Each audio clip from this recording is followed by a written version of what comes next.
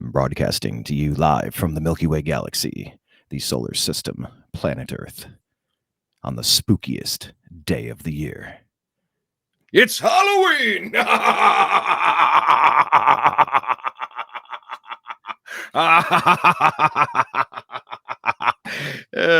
My name is Brian Engelman. And I'm Blake Walley.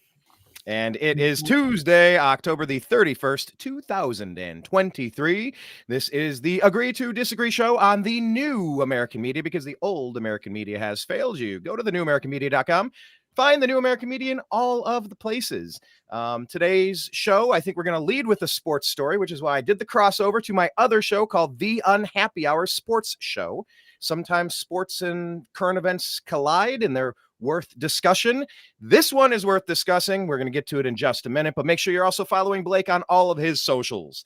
He is at thenextlevelnews.com. And also you can find him on X at TV's Blake Walley. That's BLAKEWALLEY. On X, we are at American_media_. So, Blake, we have quite the show today. Quite the show. Happy Halloween. Are you dressing up for anything? Do you get trick-or-treaters?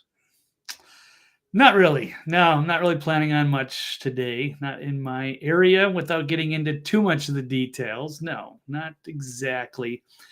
But how about you, Brian? What are you going to be? You're going to be a Browns fan again. How original. Yes. See, look, I'm rocking the Browns. Nothing new. Yeah, we had a tough game, tough loss. We'll see. I hope we trade for Jacoby Brissett. He was our quarterback last year. Started half the season while Deshaun Watson was injured. But is it Watson coming back or no? Man, okay, never mind. Don't even get me started on Deshaun Watson, the $230 million car that you can't drive, the $230 million car that you're paying for, but it's in the shop for, last season he was suspended for half the year, and then this year he's injured with an injury that you can't really tell it's an injury. They're calling it a micro tear. He comes out and he starts, and I was there in Indianapolis, and he looked terrible. Threw 2 interceptions in just a couple of passes, I think 5 passes. One of them was ruled incomplete on further review, but then they yanked him. He got his head bounced off the turf, and they checked for concussion, but then they're like, yeah, you're fine for concussion, but you suck today. You can't make your throws, so we're going to go with our backup, PJ Walker. So it's been tough. Our defense is legitimate. We make big plays. We do get some turnovers, and they can be filthy. And our special teams has shockingly been pretty fantastic. However, that offense has been a little spotty. Too many damn giveaways, too many turnovers. But you want to talk about spookiness and spooky season? Yeah, that's kind of spooking me out, the Browns quarterback situation. We're on our 3rd one, but I digress. But since I said we're going to cross-reference today's show and we're going to discuss what's happening in the world of sports, I think that's a good place to start. A little palate cleanser to get into the rest of the news and politics of the day. So let's begin.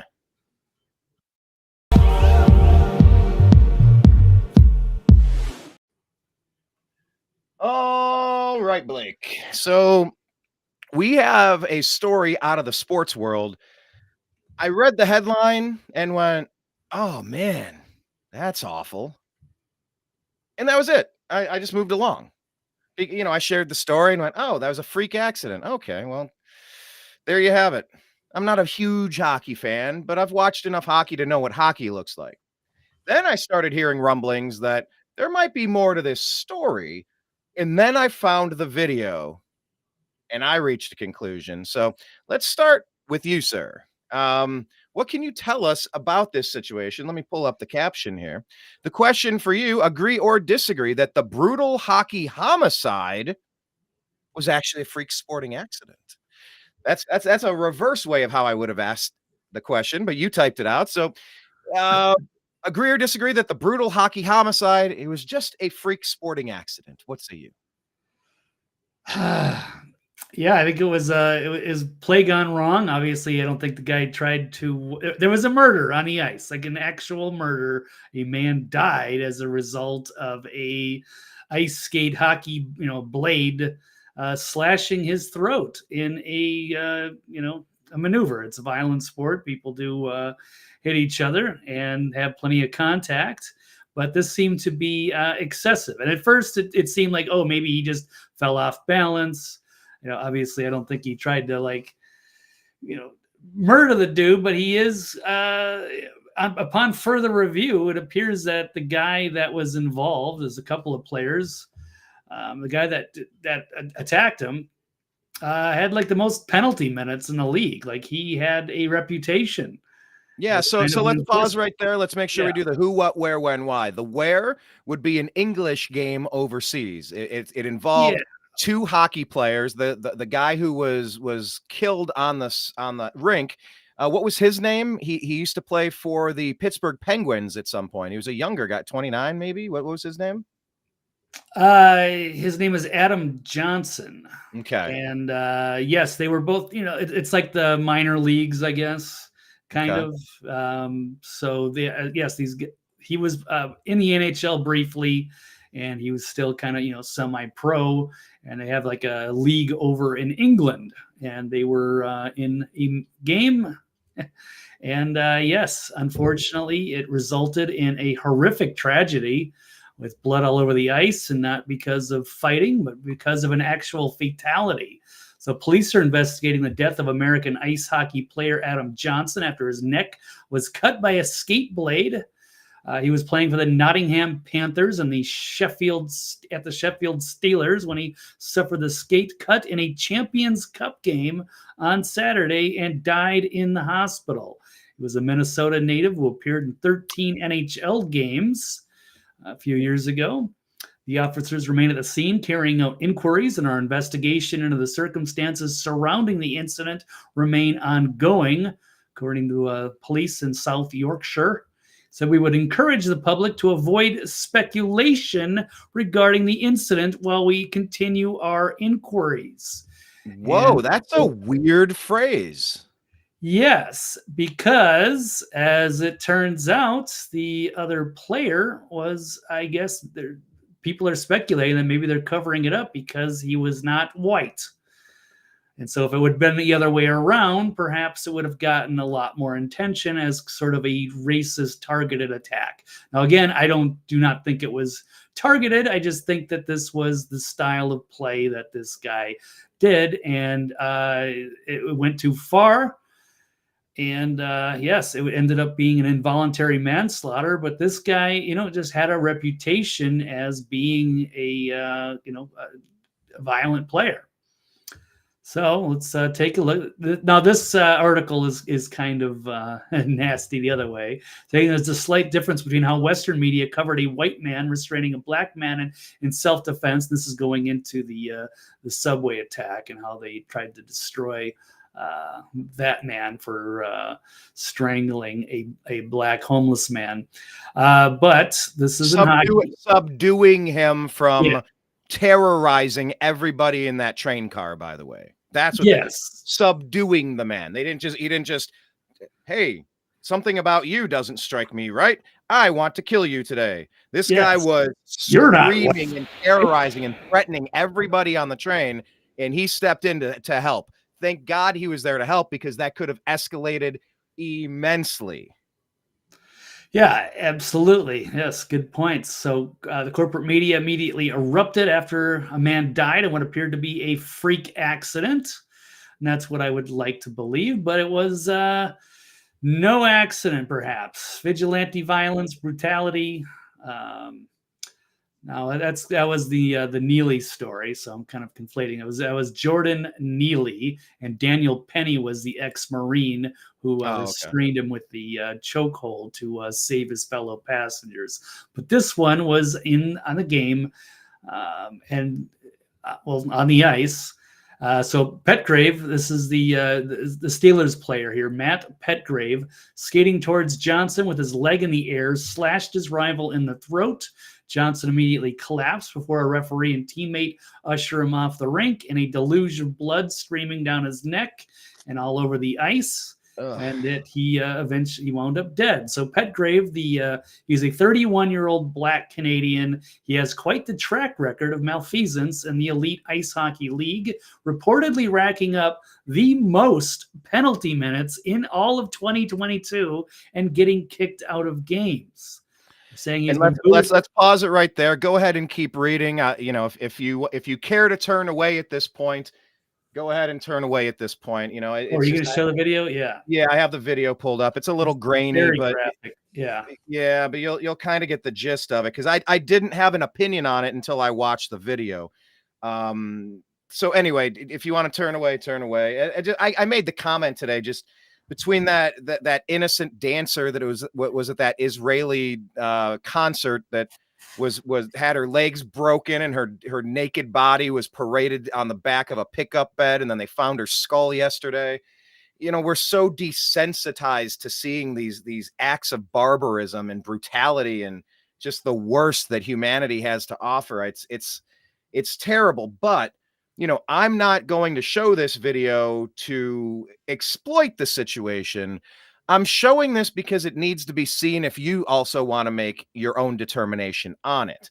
I guess give me 1 second. I'll just kind of walk you through this 15-second clip, and maybe I'll play it a few times while you could jump back into the story here. But for context of what we're talking about, I think it's important we jump to it. So you can see my cursor on the screen, right? As I move around. I'm trying to, you should be able to see it, I believe. But the player in question, Matt Petgrave, who I believe, Blake, it said he was thrown out of 2 of his last 4 games for excessive violence. Yes. Was that okay? So that is accurate. But he comes up from here. Here, let me just play it. He goes up and hits him in the shoulder. They're going to slow it down. Here he is. He goes up, hits this guy in the shoulder. Then he karate chops this guy with his left leg right here, up and slash. That is not a hockey play. Here it is in medium slow motion again. Drops his left shoulder, bam, with his left foot, in even slower motion. Final time, drops it, left leg up, murder. I've never seen a hockey play where you lift your skate to slash somebody and smash them in the neck and head area. This, to me, is a blatant murder. That you're sliding around, you're motoring around out there on weapons, sharp blades. There is not a single hockey play on earth that calls for you to lift your leg like Bruce Lee and slash a throat. So anyway, I played it, I think, enough for you guys to get a good feel of. I guess 2 more times. Medium slow-mo, drops the shoulder. And maybe as the shoulder catches, he knows the guy's going to get behind him, so he tries to slow him down with his foot. But I don't buy that. That's not a hockey play. Ugh. That is absolutely not something that's ever taught, nothing that's ever condoned. And I'm showing this, and I'll stop now. You kind of get the point. Yeah, we get it. We don't need to see the people can find the video. It won't be hard to find. I know. It's important for context for you. Yeah, no, that's great. That's a great breakdown of that. Okay. So if you want to continue with the story, I just, before we go too deep here, I wanted to kind of give people that so they can have their own understanding of it. But go ahead where I jumped in there, sir. Yeah, well, as you said, he has been booted out of 2 of the last 4 games. Yeah, it's hard to get actually kicked out of 2 of the last 4 games. That's pretty amazing. For abuse of officials and alleged spearing, and is Sheffield's top penalty minute taker. I mean, it's good to have, you got to have like a, defenseman who's, willing to go in there and maybe rile stuff up and be the enforcer on the ice, but it has to be clean.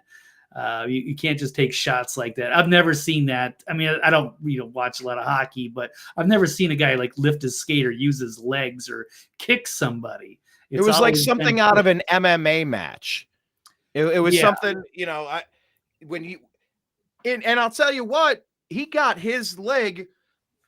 That's an athletic guy, because that leg came up to neck level. I mean, try it right now where you're standing. I'm trying it right now. Like, I'm not claiming to be have the flexibility or dexterity of a hockey player, but I was captain of my tennis team. I was the starting defensive end on an undefeated football team and the champion of my intramural basketball team. I'm an athletic dude, and it's hard to get your leg up like this. And he did it. This wasn't an accidental. When I read the story, I thought somehow there was a collision and multiple bodies hit the floor like a drowning pool song. And somewhere along the way, a skate got tumbled up as they spun in a weird freak accident. This was not a weird freak accident. This was that guy got kicked with a blade, and the guy lost his life because of it. Yeah, I can't disagree with any of that. And so this article is, pulling out how, the hypocrisy of how the media is covering this versus what they did with the Marine Penny on the subway. So it's terrible that it had to be like this, but this does not look like a freak accident.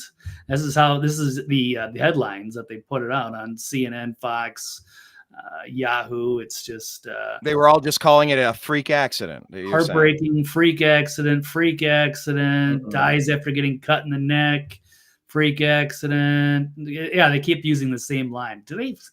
Is this all AI writers? How do they come up with the exact same thing? Freak accident. So those buzzwords.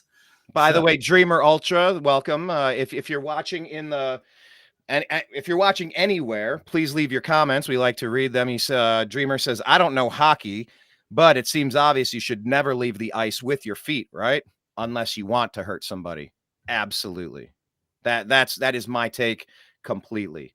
I don't know exactly what you charge in this case, but he's got to face the charges of manslaughter, reckless, something, at least manslaughter, probably murder, and try to plead it down. If you can be convinced that this was accidental, I've never seen a hockey player launch a skate 4.5 feet off the ground to get somebody. This guy is a menace.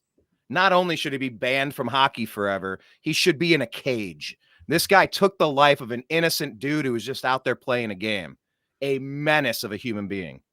Yeah, you got to wonder what he's like off the rink. If he's got that many penalty minutes, if he's that much of an enforcer and willing to, cross that line and to do these things and just to be continually kicked out of games and get all the penalty minutes. Yeah, he could be just a violent thug. And yeah, it's got nothing to do with his race. He needs to be removed from the sport and probably face charges for that. So, Deb from Saks, she says, when they all have the same narratives, that's when you know how they're lying. Yeah, that's a good point. As soon as what happened on January 6th, insurrection, you're going, I do not think that word means what you think it means. You keep using that word. I don't think it means what you think it means. From Princess Bride. Right. Oh, yeah. Yeah, that's a good call, Deb. So I guess my point in bringing this up and elevating this, while there's so many important stories going on in the world, I'm a sports guy. I've always been a sports guy. And I try to stick up for what's right. I try to wait until I can examine a situation before I just jump in with a off-the-cuff opinion. I try to at least gather the necessary pertinent information so that I'm not making a blind decision to just parrot what people tell me to say. This one really rubbed me the wrong way. Do you remember that movie? Who was that? Was that Jamie Foxx in that football movie where he's running as a running back and he pulls out a gun and shoots a guy from the other team? Like it was such an absurd football movie from the late 90s. I remember that where he became the quarterback or something, but I don't think that was the same movie that I'm thinking of. I think I know something about it, but I think it was conflating two different movies. Oh, those were two different movies? I think so. I remember Jamie Foxx. He was a backup quarterback in a movie. I don't know if it was an Oliver Stone movie, I wanted to say, where they did, and it was Dennis Quaid that was the starting quarterback. They had a lot of solid actors. And I think the GM was the blonde actress, and I can't think of her name. Something about Mary. Cameron Diaz. Cameron Diaz, yeah. Yeah, and it had, I forget. It had a big name cast, but it was kind of a weird movie. But no, I don't. I know the one you're talking about, but I didn't actually see the movie. But I do remember something about a guy pulling a gun. Here we go. This would be The Last Boy Scout. Okay, I didn't see a that. 1991 Willis, right? American buddy action film directed by Tony Scott, screenplay from Shane Black, produced by Joel Silver. What does this say here? What is the perfect? It says, what is the most ridiculous scene in a sports movie? So what does it say here? Okay, opening scene. The opening scene of The Last Boy Scout is ludicrous, taking place at the most underlit football game ever played. Any high school game has better lighting. That also applies to the lighting during Lynn Swann's sideline interview and in the booth with Vern Lundquist and Dick Butkus. Was the network trying to okay, power outage. Cleveland called also the football team in Cleveland is called the Cats. Who's in charge of marketing? How long is this scene? Okay, anyway, but we're talking about a scene. The opening scene of The Last Boy Scout ends with a running back presumably told he needs to win the game for a bet or else. Hopped up on PCP that he popped at halftime, catching a pass, chugging toward a touchdown, who then pulls a gun out of his pants and shoots the 3 players who attempt to tackle him on the way to the end zone. Yeah, of course he scores. Apparently knowing that he's made a terrible mistake, the running back, played by Mr. Tybo himself, Billy Blanks, then shoots himself in the head. Well, I didn't know Billy Blanks. Great movie. Played. Yeah, no, I didn't see that one.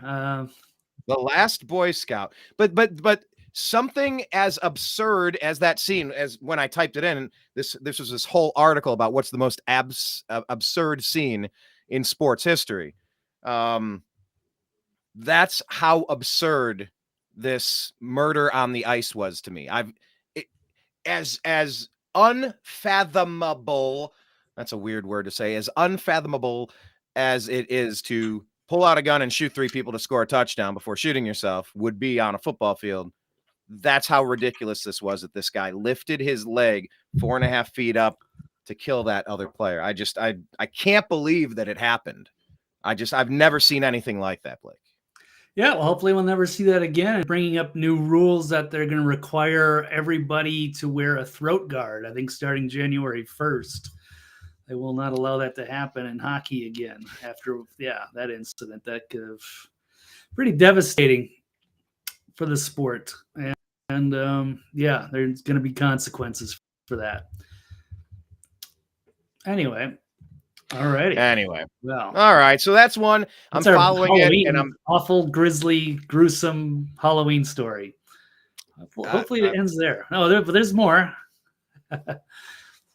Oh, there's more stories. There's not much more we want to cover on that first story, though, right? We're good there? Yeah, I think we got to move because we only have about...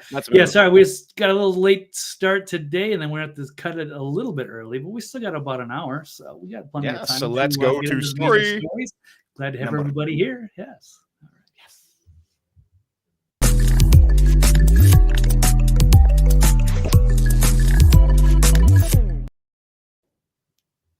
All right. Blake, you and I are journalists. We consider it to be an important calling, an endeavor worthy of praise, accolades, true American heroes. The journalism, our First Amendment protected rights, is one of the most sacred responsibilities and opportunities that we have as Americans. Typically, anybody who's in power that's doing awful things, they don't want people to talk about them, right? That seems pretty clear. Enshrined in our governing documents is the right to life, liberty, pursuit of happiness. Then you get into the amendments, and the First Amendment guarantees a freedom of the press. And one of those freedoms is to get a source, to report a story rather, and you are allowed to keep that source to yourself. What's going on with Catherine Herridge here should terrify all of us, and this is brought to you by the Barack Hussein Obama administration that put this judge in charge. This is what you get when you vote Democrat. Please never vote Democrat, ever. That's not an endorsement of the Republican Party, because I think they're almost equally terrible on a lot of things. But really, Democrats at this point, they need to be called to account for their stupidity, their maliciousness, and their anti-freedom stances. And I need to start seeing more removals from people who have no business being in positions of power, who are abusing their opportunity. You moved away from the Halloween background to what is this? This is I a thought loft this might be a Halloween something. It looked like Halloween candy or something. I'm trying to see if they have like a video, a Halloween background loop video, but I don't know what these are. I haven't seen these before, but it Gotcha. doesn't look like it. Oh, well. Well, while you play with those, I just want to pose this question and then I'll ask for your retort, sir. Oh, yeah, Yeah. that's a good one. I like that one. That's nice. Okay. Yeah. Agree or disagree, Blake, that Catherine Herridge should face contempt charges for protecting her sources? Absolutely not. That's nothing that doesn't belong in America. No, we don't do things that way. And it's disturbing to see that that's actually happening. And even more surprising that it's like a mainstream reporter that they're going after. So that's pretty terrifying stuff. And that's like a different style of journalism, like where you're protecting sources. Like that's one of the things I try to avoid is really doing the real investigative stuff or having sources I got to protect. I don't like to, it's just easier for me to just do the gonzo style and just do the analysis part of that. So, yeah, but there's some people that really put their lives in danger every day for doing these sorts of acts, and they are heroic. And also not to be confused with all the script readers and the propagandists that think they're actually journalists when they just basically do what they're told, and then you're useful idiots that get paid to push whatever's in front of them. So let's take a look at this. This is out of the Epoch Times, which does do real journalism. And I have the paid subscription, so I can show you this stuff. So now let me ask, because I've thought this for weeks now, and I haven't mentioned it until now.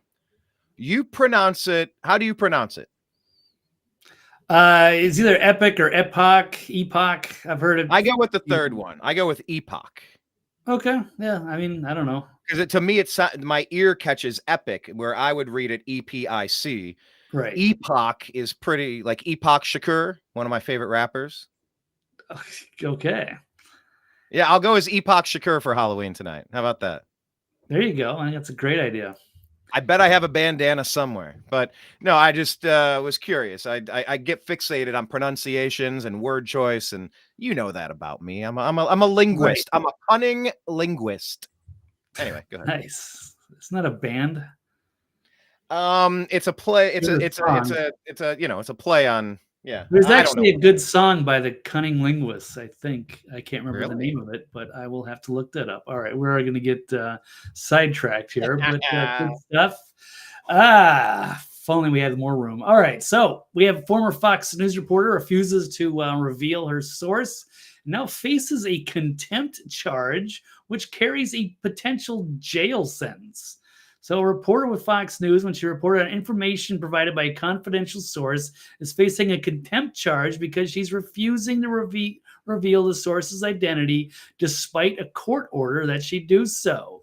Catherine Herridge, who is now reporting for CBS News, was ordered in August to disclose the identity and motive of the source, who provided information about an FBI investigation into a Chinese-American scientist.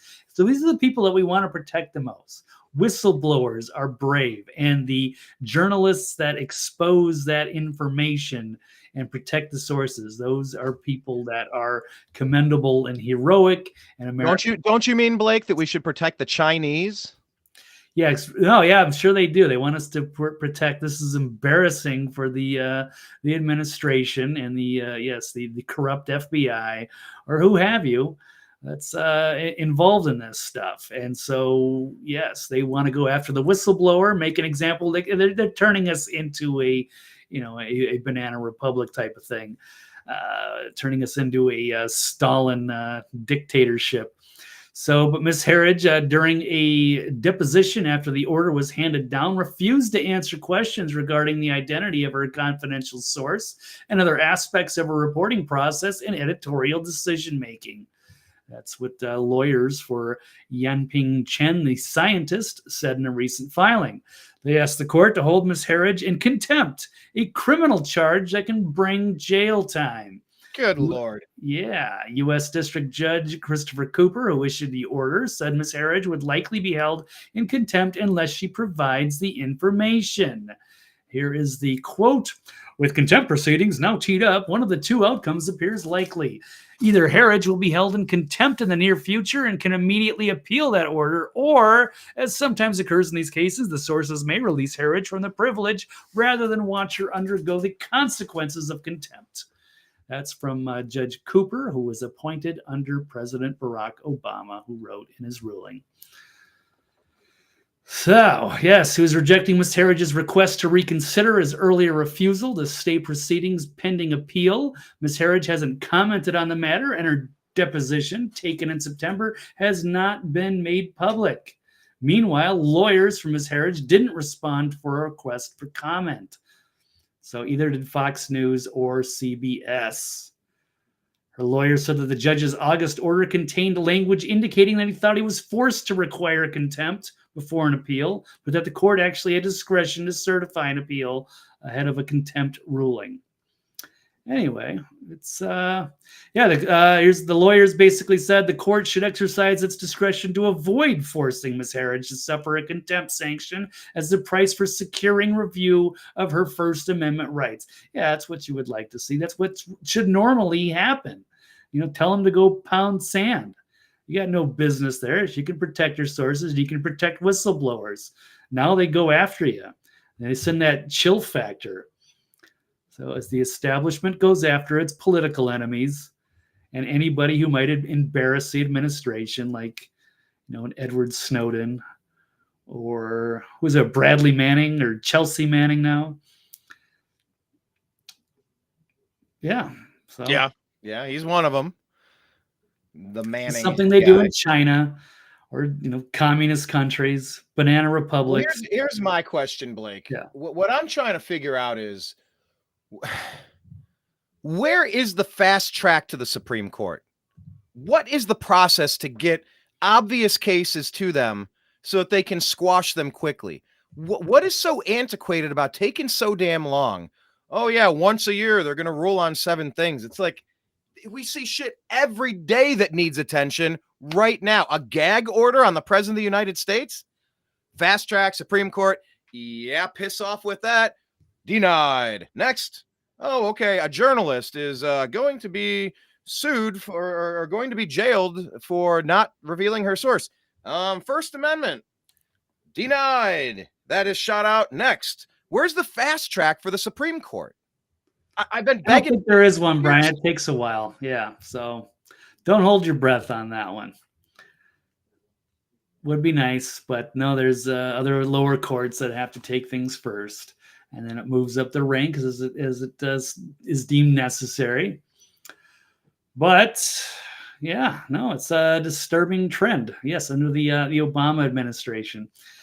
Journalists are already under great pressure anytime they face a legal demand to reveal a confidential source or other news gathering material. And if they can't appeal an order requiring them to name a source without facing a potentially large fine or long jail sentence, some may think twice about continuing to resist.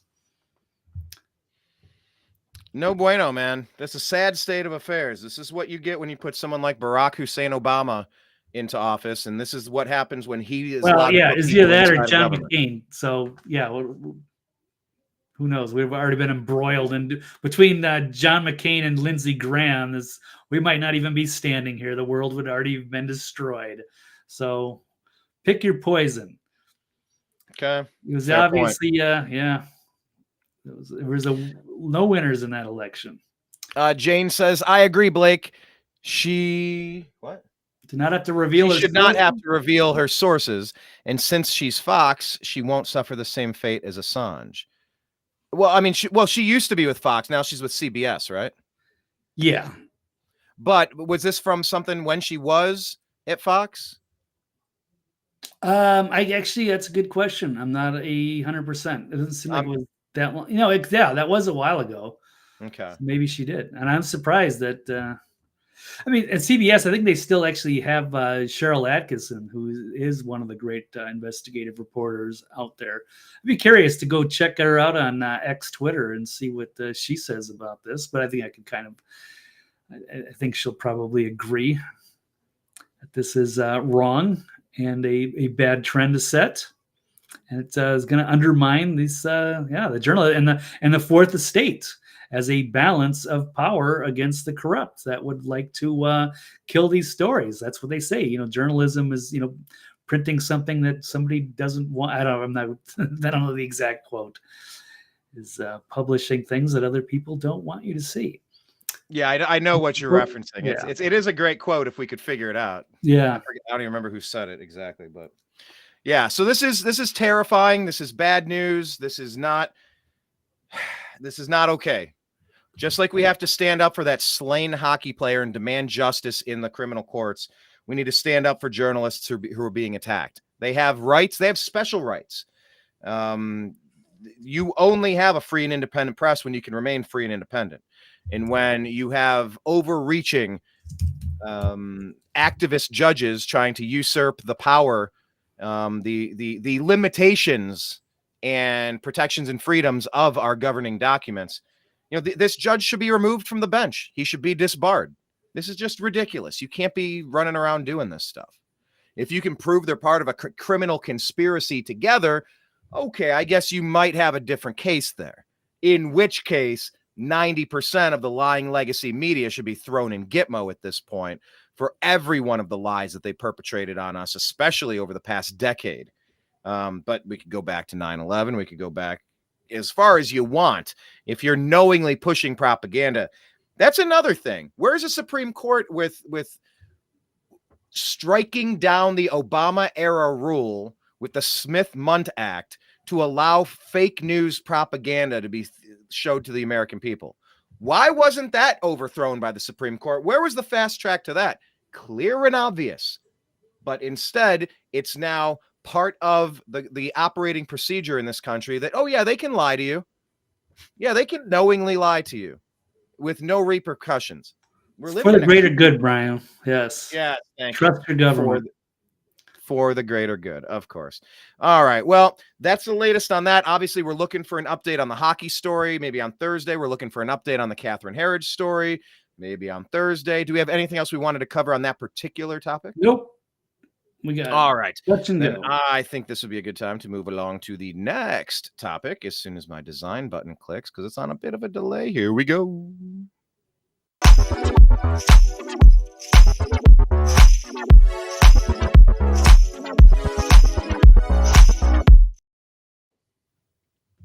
I like that news music. Yeah. Gets me dancing. Gets me dancing.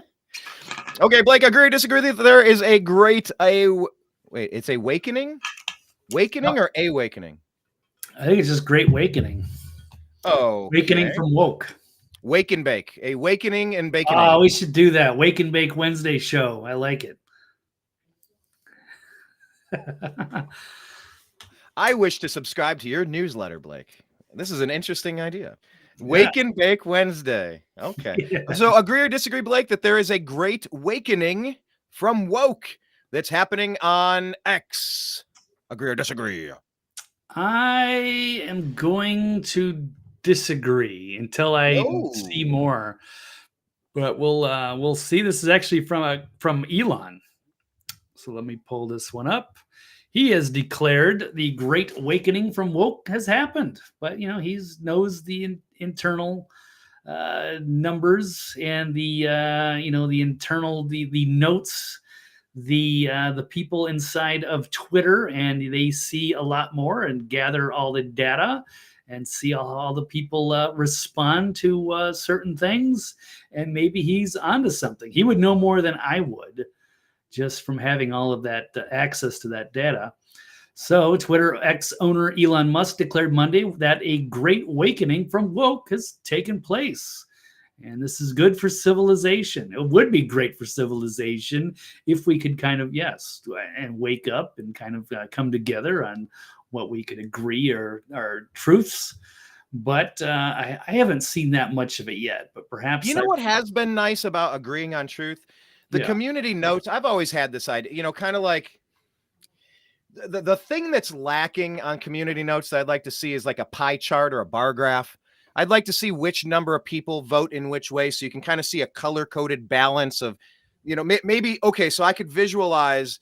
I'm giving Elon all my damn good ideas because I've wanted to do this for the New American Media. I just don't have a team of people to. If I had a budget, Blake, just a couple $1 million, and I had some people on, I go, all right, here's what I want. I want a graphic where it's kind of like "And Justice for All" cover on Metallica. It's Lady Liberty and she's blindfolded, and it's got the scales of justice in her hands, kind of like I want to kind of see. And it's a little similar to a show idea that I pitched to the BBC when we were working on a show called All American Conspiracy, where it's kind of like there's a mathematical formula or percentage attached where you can see it's 95% likely, according to everybody who's chimed in on it. Like, which stories are who killed JFK? You're like, well, it was CIA. Well, I don't know. It was Harvey Oswald. I don't know. It was, but when it's like 98% or 70%, and it's there's a wisdom of the collective, especially when the collective are sharp people who are intellectually honest and don't have a particular bent to say. But yeah, I love the community notes function because they do a fairly good job of exposing a lot of posts that are inaccurate. I'm not saying they catch everything. I'm not saying they're 100% correct, but a lot of time I will see a story and I'm like, oh, and then I scroll and I go, oh, okay, I don't need to share that. Now, that doesn't mean that I will never share it because I'm never going to blindly believe them, but then I'll just kind of reframe my perspective. If the community notes is saying it's incorrect, that's my starting position. If I find other information, then I will gladly go against the will of them if I know something to be true. But that is a good function, and I think that has happened, and that truth destroys woke. Woke is an ideology. Woke is a vindictive tactic. Woke is racist. Woke is it's really vindictive and racist. It's sexist. It's heterophobic. It's everything that's the opposite of what woke portends to be. They claim to be warriors for the little guy. They claim to be, they claim the moral high ground regardless of truth. So I see the community notes function as really shooting down a lot of this nonsense. And I think the woke crap that I experienced going to college, it really did set my course to start working in the newspaper. I was already doing radio in college, and then it kept me in media all these years because I don't like being lied to, and I want to cover underreported stories. And so I will agree that the great awakening from woke has happened. I think the public backlash has gone really, really heavy in the direction of trying to, the boomerang effect of what they were getting away with for a long time. It's kind of at this point, a lot of people kept their heads low, Blake. A lot of people just kind of, I'm just going to keep my mouth shut. I'm going to keep my theories and my opinions to myself. I don't want someone coming after me. I don't want to lose my job. I don't want to be targeted. But then they saw, like, first they came for the gypsies, but I wasn't a gypsy, so I said nothing. Then they came for the trade unionists, but I wasn't a trade unionist, so I said nothing. I think what we've learned over the past 5-10 years is that we are all being targeted by this blob of woke, and we all have to collectively rise up to fend it off. Like in 300, the soldiers have a way of linking their armor, their shields in front of them. There's a way that they fight that they protect each other a lot more strongly when they're cobbled together as a group. And I think the normies have been pushed into a corner by all of these insane fanatics who are just hell bent on pinning scarlet letters to people. They want scalps to hold up as trophies of the people that they've canceled and ruined their lives.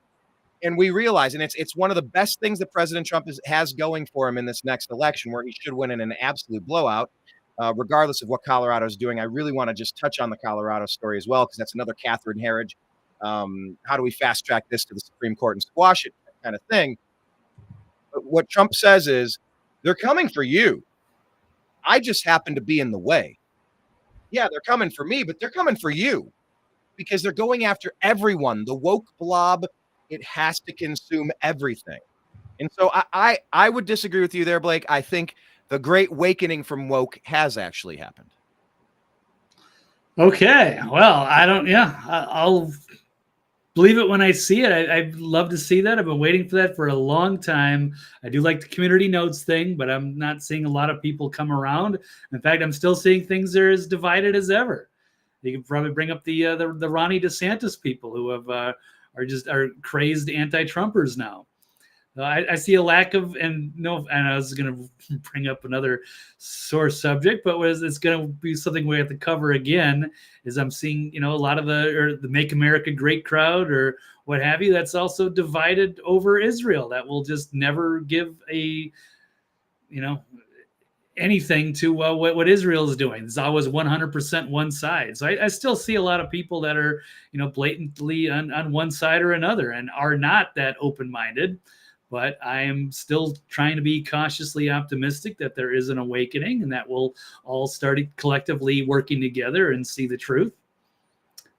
But it's an interesting quote anyway. All right. The great awakening from woke has happened, and it's a good thing. So, all right, we'll see. Blake wants to see a little bit more proof in the pudding before he, Yeah, I haven't seen anything from the leftists, the DeSantis people, the Israel people, the Israel is never wrong people. There is, I think there's still a tremendous amount of work. And I don't know if it's a losing endeavor, but I'll be optimistic still. All right. Well, we'll bounce off of this topic and move on to the next. All right.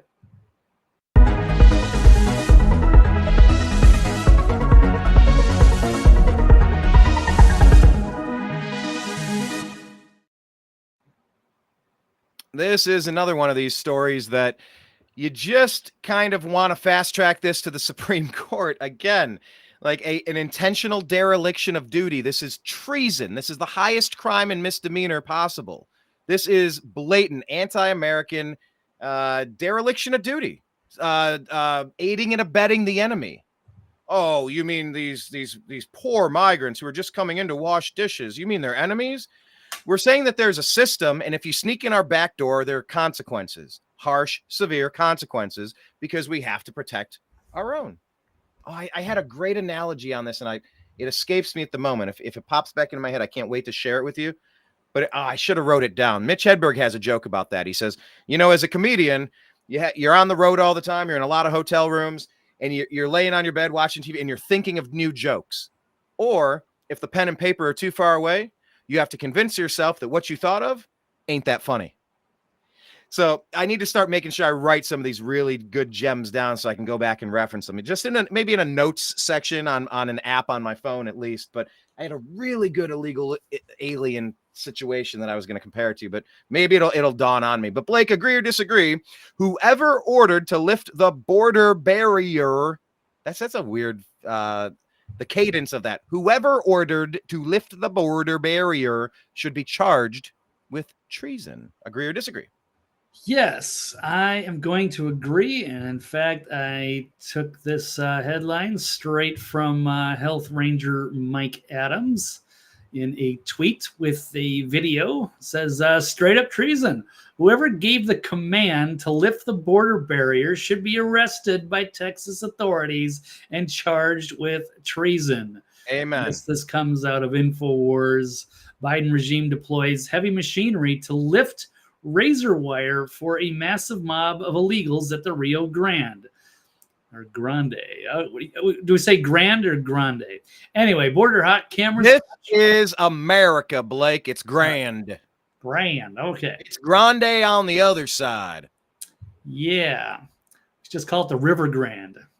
All right. Border hot cameras captured the moment Border Patrol used heavy machinery to raise concertina wire erected by Texas authorities just as a group of more than 300 illegal aliens coincidentally arrived in the area and stormed the riverbank at Eagles Pass, Texas. Unbelievable. So this huge caravan of around 300 migrants crossed into Eagle Pass thanks to Border Patrol lifting the barbed wire. Hundreds of migrants crossed in a few minutes. So they just kind of they hit a choke point. And they couldn't go any further. They met the border. That's what it should be, like the wall. And you can't go through it.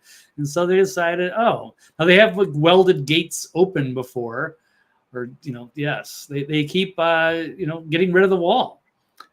So it's there for a reason. We should not be encouraging these people to make these mass migrations. This caravan of around 300 migrants crossed into... Turn the volume off there. But yes, there you can see they're walking up there, and then they just decided, hey, let's just take this this power equipment there. What do they call that? A bulldozer? Backhoe, right? Backhoe, bulldozer, whatever that is.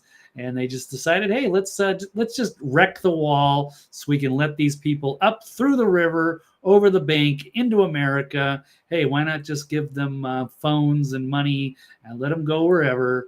It'd be nice. Like, again, this would be so cool if we just had this massive labor shortage. We were so fabulously wealthy, and we needed people to help with our infrastructure and farming.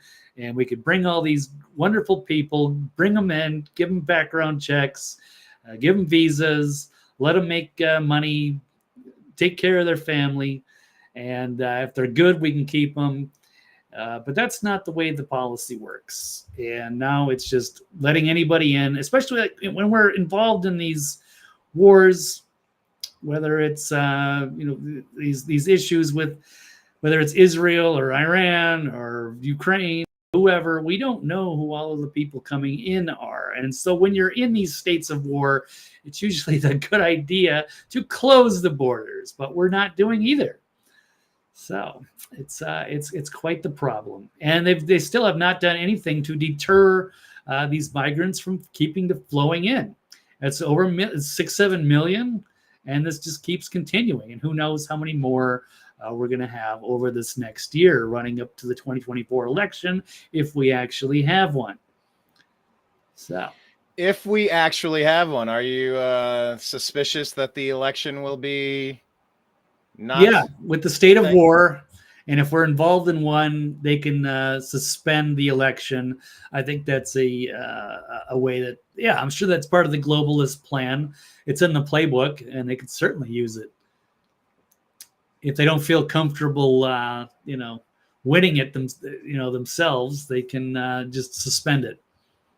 Wouldn't be surprising, much like they did in Ukraine. Oh, Lord, this is so intentional. This is so bad. Even Henry Kissinger came out and said, I believe it was a mistake to import so many migrants into Europe. It was not a good thing for the society that we had mass migration. Wow, that's easy to do. Great impersonation, Brian. Well done. I took a lot out of you. Yeah, it took a lot, and we go. Okay. But evil warlord of evil warlord. Yeah, he did some stuff that really Nixon got blamed for, actually, but that's a whole other topic. We could delve into it another time. But yeah, this game plan to just erase borders and erase national sovereignty, these are bad things. It is a scary voice. Thank you. Okay, so yeah. Good Lord, why are we importing people from these countries? Why are we doing this? We've touched on some of the theories. You're not allowed to say anything like replacing or voter block or. Yeah, we are, because it's happening. Given. It's a plan with Soros, Obama, the powers that be. Yeah. Klaus Schwab. Yes, they are. Yes, they are the ones that are doing that. They don't like people having an existing culture and having sovereignty and having freedoms and rights. So they just want to keep adding and stirring it around. Soon your cider will no longer be cider if we keep adding ingredients to it. Oh, I can't believe you're cider phobic. You're so cider phobic. You're so milk phobic. It's like, no, I just don't need milk in my cider. I don't know. Like, just, this is already a thing. We can keep it a thing. No, they are the racists. I'm not cowering from these conversations anymore. They literally say those things. They want to replace. They want to. We're 5 days away from fundamentally transforming the United States. 5 days away from fundamentally transforming the United States. So this is a plan, and it's a shit plan. It's just not a good idea. Okay. here's not what I was thinking of, but how about this? It's trick or treat day, right? Yeah. Theoretically, trick or treat day. How about we open up our door, prop it open, put a note. We'll have our cats or our dogs or our turtles or whatever we have inside of our home as domestic animals. Of course, everybody has a turtle. And you just leave a note and go, come on in, take whatever you want. I'm going to run out and watch a movie. I'm going to go to the cinema and I'm going to go watch I don't know what's in the theaters. What's that? Freddy's, something at Freddy's, Five Nights at Freddy's. Yeah. Something like, yeah. So you just go, hey everyone, I went to go watch Five Nights at Freddy's. I left the door open. Go ahead. Help yourself. Would you do that to your home? To anyone that just wants to show up? No. Why are we doing it to our country? That's just it's literal insanity. So anyway, Brian is his own best entertainment. I don't know how to take that comment, but she says she loves it. LOL. I'll take it. Yeah. Oh, pretty good. I figured I was going to say that. Are you not entertained? Yes. Yes. Yeah, I try to step really far away from the mic when I burst out into that. I don't know if it still carries too loudly for when people are listening to the podcast, but listen to our podcast. It's on Spotify when it decides to upload a show. I tried 15 times to upload and I got 15 error messages. We're having a problem with Spotify now, but allegedly we're on Spotify, but it didn't like my latest episode of the Unhappy Hour Sports Show. But the Agree to Disagree show is up there, so please subscribe to that as well. So, yes, time for border barrier treason charges. And by the way, Kamala is pinned with being the border czar. Joe Biden is the commander-in-chief. One motion from the House, do a double impeachment, not for Biden, not for Hunter Biden, not for Burisma, not for Ukraine. For the border, they both are culpable 100% for what's happening now. Double treason and double impeachment. Go for it. And then we'd get President, what's his nuts? Mike Johnson. Is that his name? Yep. Bland, boring name. Okay, so that's my update there, and that's my thought on the situation there. Now let's move into the GOP field, Blake. Things have changed. Things have gotten interesting. Our good friend, Larry Elder, I need to get him back on the show. I haven't talked to him in years, although I did give him a ride in an Uber after we had barbecue, you and I, with Larry. Right. Back to a hotel where he was at. No, I didn't join him in the hotel. We shared an Uber because I was going in the same general direction. Yeah, Brian, what were you doing with Larry in that hotel room all night? Not Larry Sinclair, Larry Elder. And no, we were in the back seat of an Uber. He left to his hotel. I went on to my home. Okay. Outside of the 2016 Cleveland Republican National Convention back in 2016. But anyway, we need to get Larry Elder back on the show, but he has officially dropped out of the presidential race after getting screwed over by the GOP. And he is fully endorsing President Trump. Also, Mr. Lego head hair, Mike Pence, has withdrawn from his candidacy of president of the United States. He has not made an endorsement that I'm aware of. But now we're going to talk about this other guy, this little short guy. Your sister's a smart person if she loves Larry Elder. Larry's articulate. He's funny. He's rational.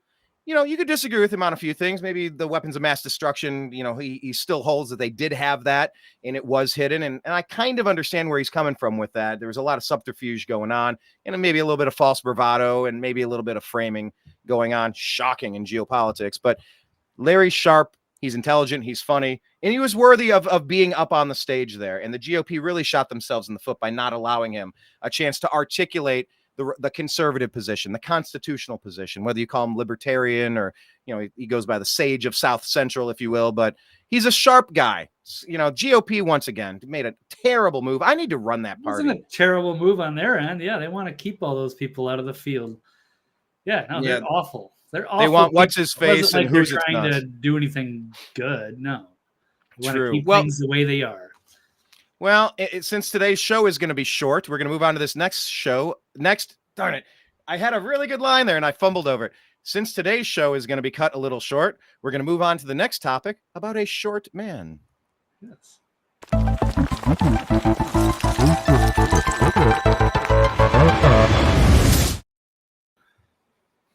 doggone it, when you in the Cleveland Browns game, our backup cornerback came in. He broke on the pass, got past the receiver, had the ball, bink, went off of his hands.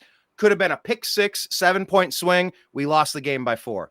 It's like when you get those opportunities for a perfect segue and you just fumble over the words, it's like, no, slow motion. Just, oh man, I almost had it. But anyway, speaking about short, little Ronnie D, he's wearing height boosters to seem more electable.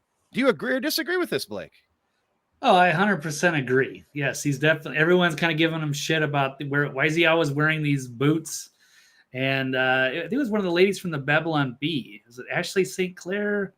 I think she was railing on him or railing on some of his supporters or in his inner circle about how he was wearing inserts and how it could be done on those boots and it could conceal it. And they actually are being used to prop him up and make him look taller.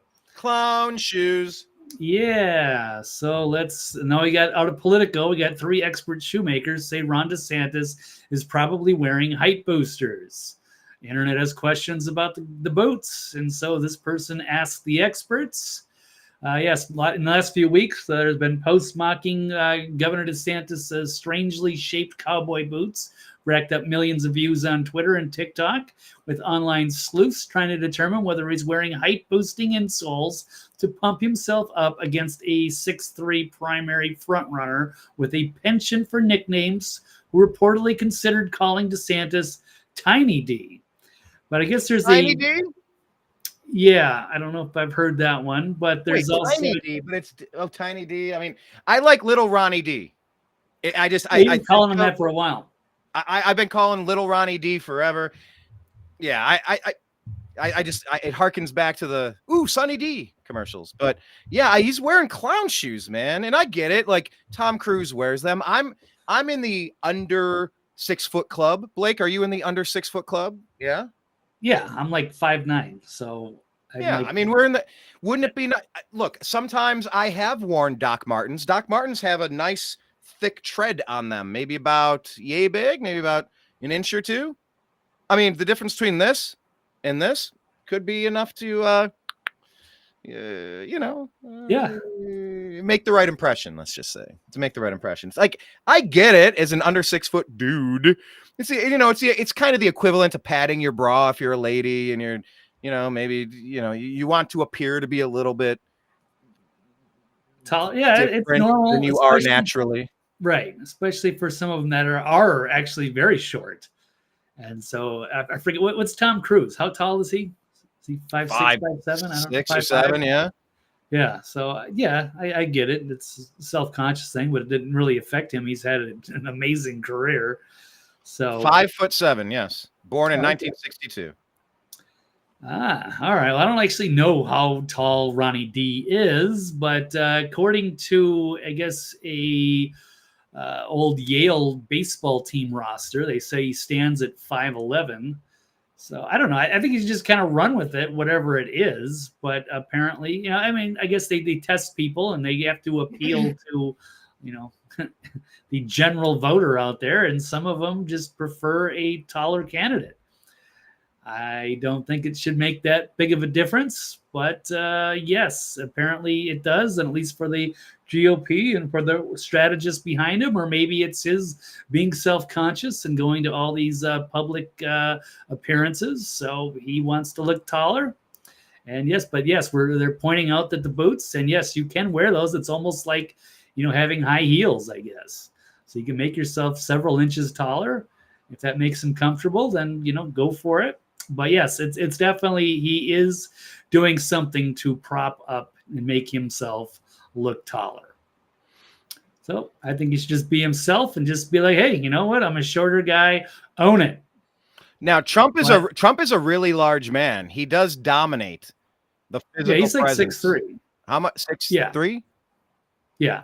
He seems bigger than 6'3", but oh yeah, he's definitely larger than life. But, well, there's that too, right? Let me pull this up. This is just a really quick. This is Patrick Bet David talking with Ron DeSantis, Little Ronnie D, as I'm calling him, as we all lovingly, not so lovingly, call this bum. I'm not a fan of little Ronnie D at all. Little turncoat traitor, sniveling rat. I dislike Ronnie D. Here he goes. Patrick Bet David talking with little Ronnie D about how tall he is and why he wears boots. Are you the type of person, like I have people around me that love to say, hey, Pat, you got something between your teeth. These are the annoying people in your life, right? Hey, Pat, pull your zipper up. Hey, Pat, do this. Hey, pull one of your socks is lower than the other one. I'm sure your marketing team points out how they're trying to troll you in the marketplace. Okay, I'm sure they're doing that. Can you bring this one clip? I know you were on, what do you call it? On, what was it? Bill Maher, and Bill Maher talked about the boots. I've seen you walk with these boots. Go ahead and play this clip. This on TikTok went viral. It doesn't have 1 million views. It doesn't have, 10 million views. This thing's got 1.2 million likes. And some people are wondering, what are they? I don't even. I haven't seen that. They've not shown this to you. Okay, no. What they're trying to say with this is that in your boots you have. Okay, hold on. You pulled a comment there. You said anomaly 6'4", but still hot. AJ's he towers over us. Yeah, we've got a couple pictures of him. He's a very tall guy. Yeah, probably 6'4", maybe. Yeah. Yeah, AJ's a really tall dude. He's a tall dude, and yeah, he definitely garners the attention. We couldn't go 5-10 minutes without somebody stopping and talking to him. When you have that rock star thing going, you just have it. And he kind of has like the get him to the Greek. What's that guy's name? Russell Brand. He's also like 6'4" or something. He's tall. Well, they got that tall, skinny, dark hair thing going on that has that that magnetic ability. And living in Hollywood as long as I did and being around people, you either have that or you don't. Yeah, and he's got that too. Thanks for that comment. But yeah, back to Ronnie D and his boots. Thanks for that weird comment. They've not shown this to you. Okay, what we're trying to say with this is that in your boots you have heels. No. Yeah, those are just standard off the rack. Lucchese. How tall are you, Governor? How tall? 5'11". 5'11". Okay. Why don't you wear tennis shoes and dress shoes? I do wear tennis shoes when I work out. Yeah, 100%. You do. Yep. Okay. I got a gift for you. I'd love for you to wear. Okay. I shop at Ferragamo. Okay. And I don't know. I don't accept gifts. I can't accept it. I totally get it. I'm sorry. So if you like this clip and you want to watch another one, click right here. Wait, he doesn't accept gifts? Is that a thing when you're running for president? What a nerd. What a nerd. What a weird way to... Yeah. What a weird response. I don't accept gifts. He has such a rat voice, too. It's all nasally. I don't accept gifts. I'm a rat. Yeah, he's not exactly Mr. Personality. No. So he's an effective governor. I liked him there, and now he's becoming an enemy, sort of. Yes. Yeah, it is. It is unfortunate. I would love to see the party unite already and focus their effort on destroying the Democrat Party instead of infighting each other when you have your clear winner. Like, what are you even? Why are you fighting for scraps? Just you got your champion. Go for it. Yeah, little Ronnie D. So, Blake, any thoughts before we bounce to the next topic about Larry Elder being the first prominent presidential candidate on the GOP to firmly, boldly, vividly back and support President Donald Trump? And any thoughts on Mike Pence leaving the race? And as far as I know, not endorsing Trump yet. I don't know if he ever will. Any thoughts on those? I'll say 99% chance that Pence endorses Nikki Haley. Oh, and yeah, I can't see him endorsing. There's no way he's going to endorse Trump. There might be a chance that he would endorse DeSantis, but I'd say probably Nikki Haley very positively. It'd be great to see Larry Elder get a chance, and it's sad because he was a very prominent guy and he's a big radio show host, and he deserved that spot, and that was wrong. And to put a guy like Chris Christie or some of these other awful people that they put up. Yeah, there was some people. And not even that I have an issue with like the North Dakota governor. And then there was that creepy guy from Arkansas. I can't remember his name. But Larry Elder would have easily been. And was it Tim Young or something? Florida. Yeah, Larry Elder should have been like in that top, 4 or 5. It was Tim Scott. And then I don't know about Arkansas, but there was a North Dakota guy, Ben Burgum. Yeah. Burgum. I can't even remember anymore, but yeah, it should have been non-memorable. It's just they were giving you a middle finger by leaving Larry out of it. So, Yeah. Anyway. Okay. So that's going on. Dreamer saying that Ben Carson has endorsed Trump as well. So that's good. He's not currently running, Ben Carson, but that's good to see. I did hear a rumor today, Blake, something really interesting, something very unexpected. You ready for this one? Yep. We only got about 15 minutes, but yes, go ahead. Donald Trump. Yeah. Let me ask you this. Who is Donald Trump likely in your mind, if you had to guess, put, let's say FanDuel gives you a free $100, but you have to bet it on who Trump is going to pick for his VP. Who do you think Donald Trump will pick as his VP? We've seen Carrie Lake. She's running for Senate. We've seen DeSantis stab him in the back. Who is left, and if you had just a free bet, but you got to pick it right now? I would just have to go with Carrie Lake. I really like her. I think she would be great. But she's already running for the Senate. She's decided that that's. Oh, yeah. Well, then, so what? She could drop out of that and go for the VP. Okay. I guess if she was called to do so. I heard a rumor today that it's possible that Donald John Trump selects as his next running mate in 2024 Mike Pence. Yeah, no. right. This is what I heard. I'm not saying I would bet that. I was blown away to hear that uttered out loud. We'll see how it shakes out. I don't know. I have no idea. But anyway. Yeah, where'd you hear that from? Source? Where's your source, Brian? Source? Where's your source? Okay, now we're going to get into our lightning round as we wrap today's program up. Thank you all for watching the Agree to Disagree show on the New American Media, because the old American media has failed you. This is Blake Walley over here. He's at TV's Blake Walley on X. TheNextLevelNews.com is his site. And make sure you find the Agree to Disagree show and the Unhappy Hour Sports show and the New American Media in all of the places, because we could be deleted from any one of these places at any moment. So follow us everywhere, including Signal, Telegram, Rumble, Spotify, etc. Okay, next topic.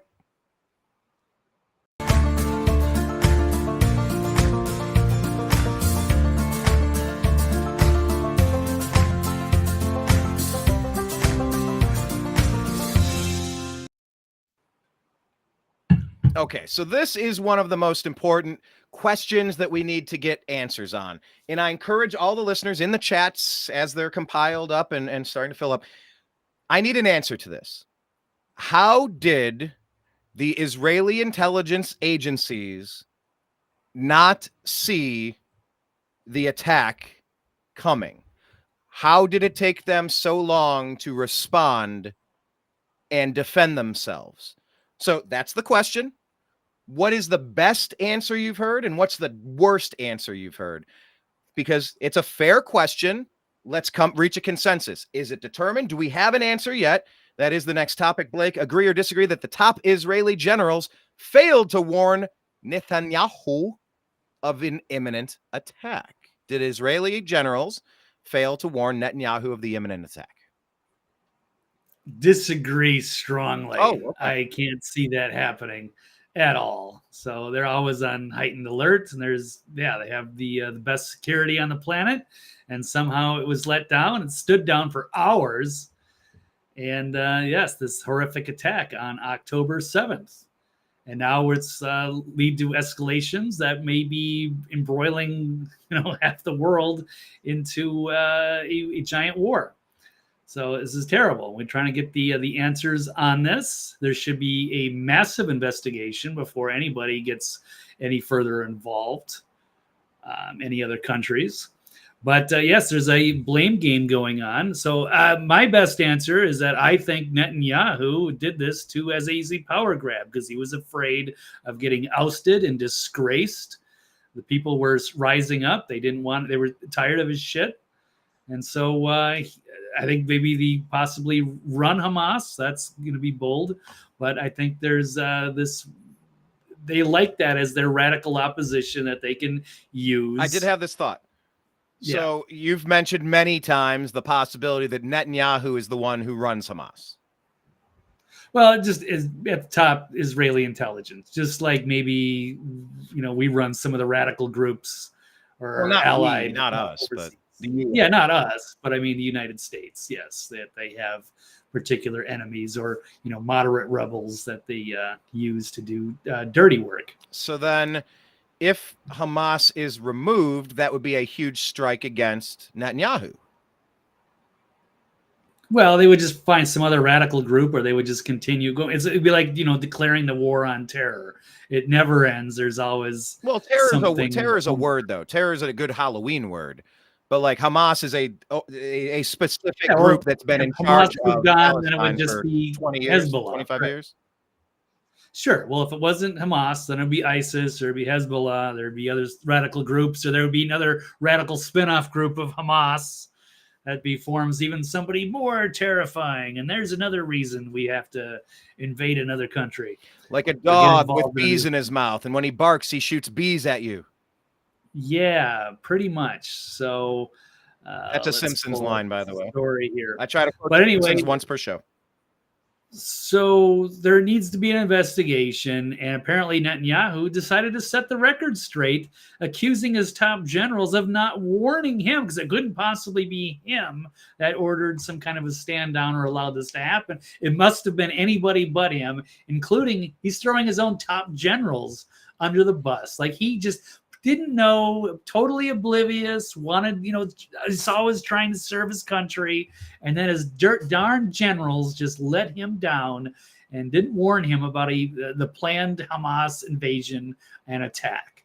So for weeks now, the international media and leftist media has blamed Prime Minister Netanyahu for the Hamas massacre in Israel. And Hamas terrorists slaughtered 1,400 Jews, captured and took another 220 back to Gaza as hostages, at least 10 Americans currently held by the Hamas savages. And on Tuesday, far left MSNBC host Joe Scarborough blamed Netanyahu for the attacks and demanded he resign. But now we know more about what was happening behind the scenes. Netanyahu tweeted out that top generals did not warn him about Hamas planning a major border invasion. Of course, I guess he deleted the tweet. Reposted the tweet, setting the record straight, which he was challenged, but then he later removed the tweet. But the truth was out, at least according to this. And I do like the Gateway Pundit most of the time. I think they've been a little bit biased on this particular issue. I'm not buying it. And I've never liked Netanyahu. I've never trusted him. He's always been one of the creepy warmongers who's always trying to get United States embroiled to help fight in whatever war. And I don't, So I just have a hard time believing that he was just completely insulated. It just seems like more, projection from a sociopath or psychopath, perhaps, who's just loves to have any excuse to go and genocide his political enemies. So when you read the story, I picked up on a hint of a word that you accentuated, savages, in air quotes. Well, no, this is from the Gateway Pundit. This is their word, and I'm not saying that they're not savages. I have nothing, I have no love for Hamas by any means. I do not like any radical groups that commits violence on anybody. Okay, because I picked up on the savages part, that it almost as if you were. Okay. No, I'm exaggerating because that's the way that they are framing this particular issue. Because they are. Yes. Right.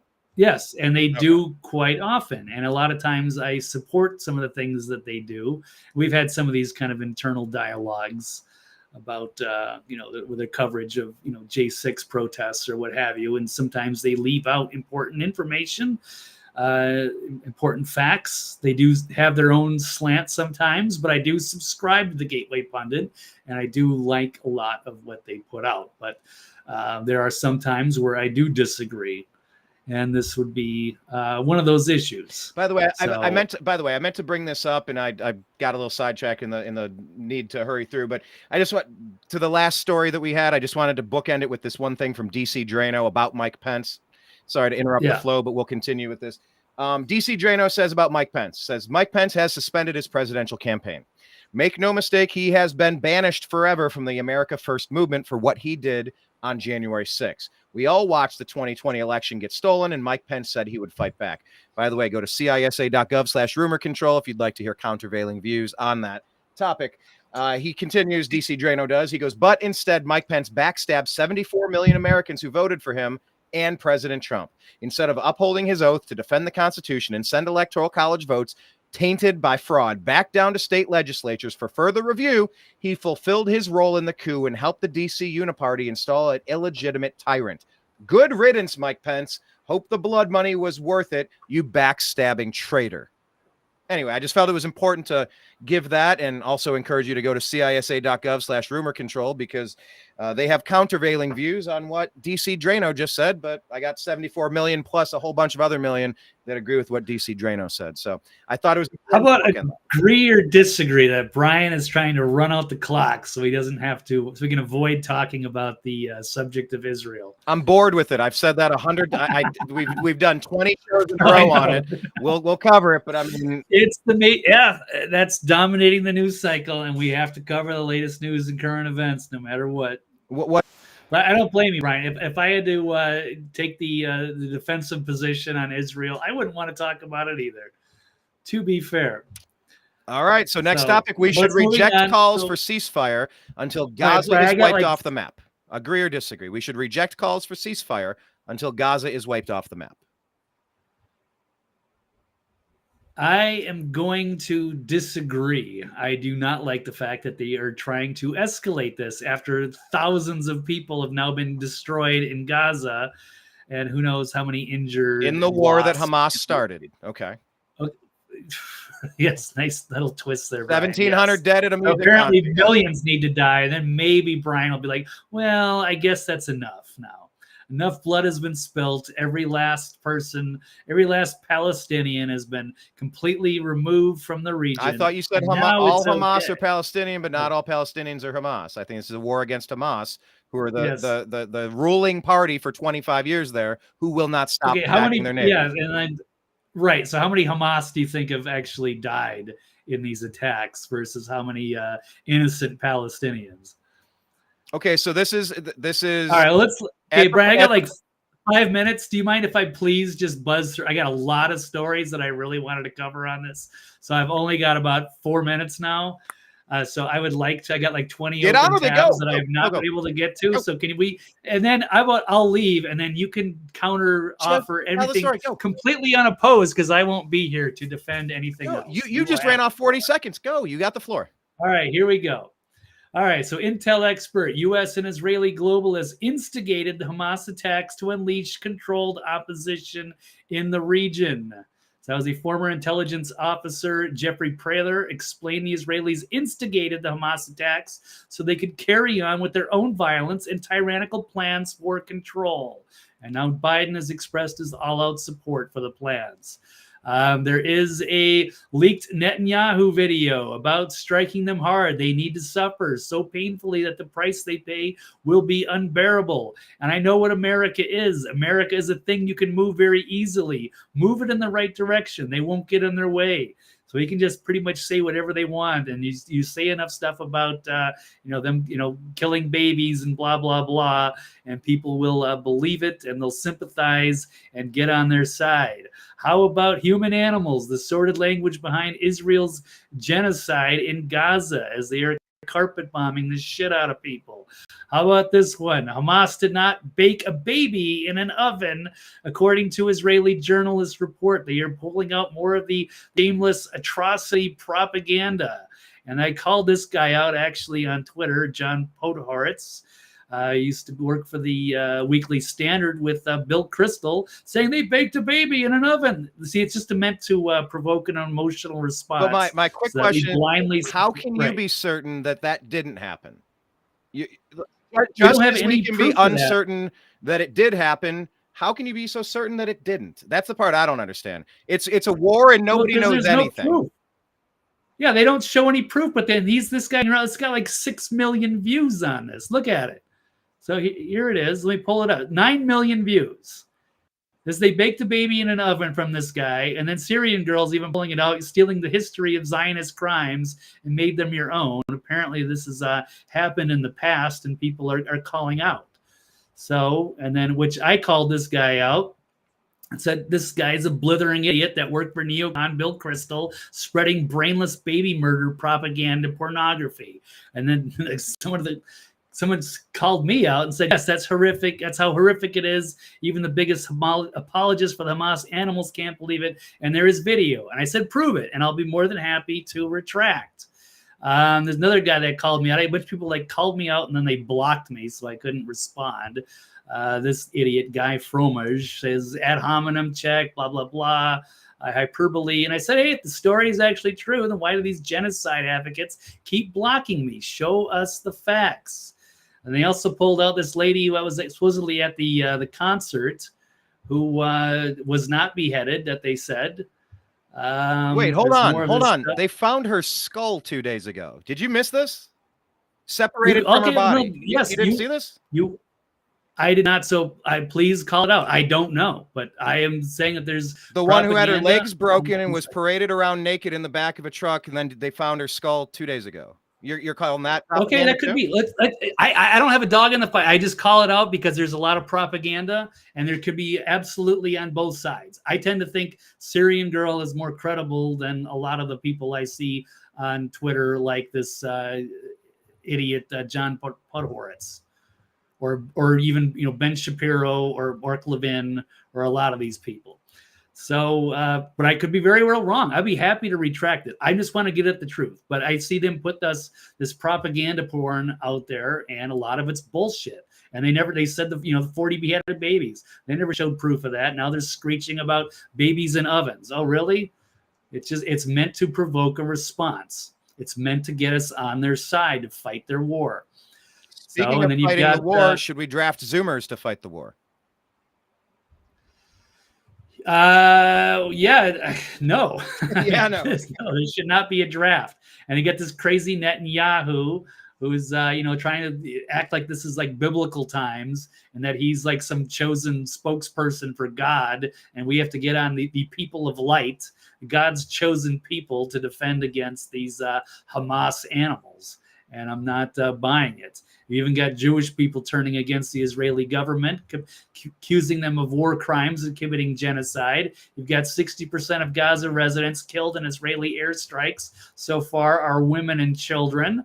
We've got, how about, let's pull up this one. 85% of these Hamas fighters were actually orphaned by Israel in the past. I don't know if this is 100% proven, but yes, if you were orphaned in these attacks, it's probably going to force you to grow up and go after the people that ruined your life.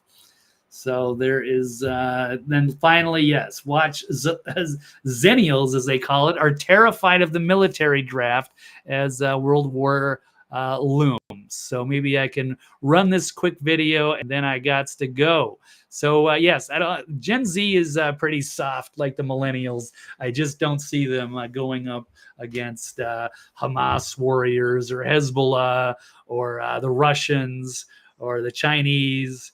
I think we're in a lot of trouble if we have to draft people. So Here we go. So 5 years of rent-free living. Actually, Brian, I'm going to have to send this to you. You'll probably have to run the video. I will go, and then you can say whatever you want. And I won't be able to call anything out. So, but it's been a pleasure. The video won't play? No, it's again my limitations with my Elon Musk satellite internet, which is great. But okay, if you send it to me, I will play it as soon as I can. This is from India today, that the German tattoo artist Shani Luke was beheaded by Hamas. This was kind of all over the news a few days ago. That was the one that was paraded around in the back of the truck. Could be. Let's just assume it's true. I'm not going to argue it. I'm glad you called it out, but I don't know. And it's just like we still don't 100% know who blew up the hospital. So I thought that was determined as well. That was a Hamas rocket that ended in the parking lot. It's still not. No. Even the New York Times ran an investigation because they had to save face. And every investigation, it looks like, it seems like it's unlikely that Hamas mistakenly just happened to blow up their own hospital and 500 people died. So, no, there's a lot of, propaganda. I don't find it unlikely that when they dig up their water pipes and make really rinky-dink weapons that they misfire and go bonkers sometimes. That seems very plausible. Yeah, the rockets that might have the capacity to kill a few people, never 500. But the one time they had a mass destruction weapon, it just happened to kill 500 people. That doesn't pass the smell test. And it's just, oh my God, and it landed on a hospital. Oh no. Yeah, on the surface, it sounds ridiculous, but I could very well be wrong. Again, I just want to get the stories right. I'm not against, either way. So I just want to fight for the truth. Anyway, it's been a pleasure, everybody. Happy Halloween.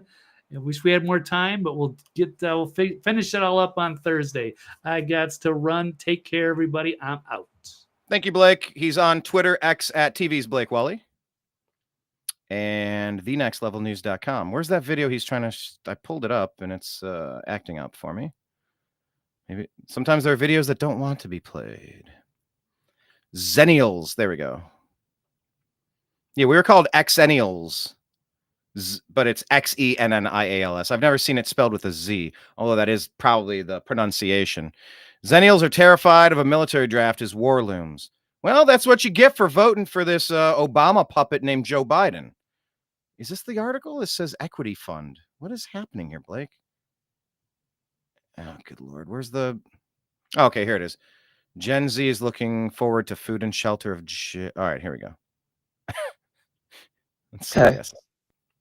So, rent-free living and no responsibilities versus being immediately obliterated by an AK-47 the moment I set foot on that battlefield. And that's if they can catch me, because you think this draft occurs, I'm headed for the hills, baby. I know a place. It has everything I could possibly need except for electricity and cell service, which is going to be perfect because you won't be able to find me. Do I look like somebody who the authorities are going to be chasing after, hunting down because they need me? They need me to grab an assault weapon and go try to save people's lives? Are you kidding me? Talk about a liability. Go find those people who are so pro Second Amendment and wear freaking American flag thongs and all that shit. Go find them. They have a concealed carry anyway. They know what they're doing. They've done the classes. Go find them. You don't want me fighting for this country. I promise you that. And you know it's true. That is motivational right there. Thank you, Blake, for sharing that one. This is not the fighting force you're looking for. Yeah. Yes, happy Halloween, Blake. Thank you. Happy Halloween, everybody else as well. Yeah, Blake and I discussed this Israel war that Hamas started. He always sides with... He's got a perspective. He's got a slant. It's maybe not my perspective. Go ahead, have the floor, put your stuff out. But, I thought it was pretty obvious after it was investigated. Israel did not blow up a hospital. I thought that was 100% confirmed. Tell me I'm wrong. Leave a comment if you have new information. I don't want to turn all of my shows on the Agree to Disagree show into yelling about an Israel war that Hamas started, because we don't know what the stories are. What's the fucking point? I don't know who's lying. You know why? Because they all are. At least a little bit. I'd rather cover 20 other stories. We know what's going on over there, and it sucks. You know why? Because war sucks. You know why I like Trump? Because he's the only president in my entire life that kept us out of a new foreign conflict. The only president of my lifetime that hasn't dragged our neighbors, our cousins, our family members, our friends, co-workers, people from our town, people from our county, people from our state, our countrymen and women, off to get slaughtered and brought back in body bags. I don't like that.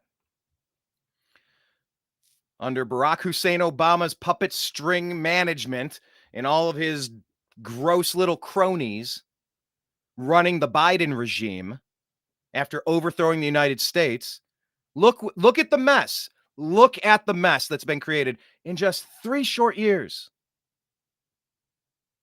That's all I know. That guy and anybody who's been calling the shots, leaving 300 weapons with Afghanistan, who's going to lecture us about giving up our guns. Kamala Harris saying, yeah, we need to adopt, what did she say, the Australian model? or New Zealand, one of those.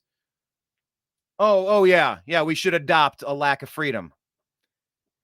If you show such a blatant disregard for our founding documents, there should be immediate withdrawal for incompetence, dereliction of duty, treason. That's where I'm trying to focus my attention on. I'm sorry, it's not in me to try to find a way every show to bash Israel. It's just not in me.